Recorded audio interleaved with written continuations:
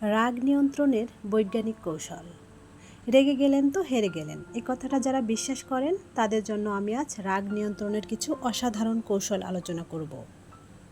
রাগ নিয়ন্ত্রণের সেরা কৌশল হলো সবসময় এটা মনে রাখা যে আপনি যার উপর রাগ করবেন তার কোনো ক্ষতি হবে না। ক্ষতি যা হবার আপনারই হবে। কোনো ক্রমেই উত্তেজিত হবেন না। উত্তেজিত হলে রাগ নিয়ন্ত্রণের বাইরে চলে যেতে পারে। কোনো জবাব না দিয়ে নীরব থাকুন। স্থান পরিবর্তন করুন। দাঁড়িয়ে থাকলে বসে যান, আর বসে থাকলে উঠে অন্য কোথাও চলে যান।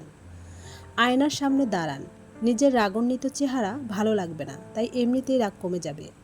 রাগের মুহূর্তে 10 থেকে 15 বার গভীরভাবে শ্বাস নিন। দেখবেন ধীরে ধীরে মন শান্ত হচ্ছে। মনোযোগ অন্যদিকে প্রবাহিত করুন। ঠান্ডা পানি পান করুন, এতে শরীর ঠান্ডা হবে, মনও শান্ত হবে।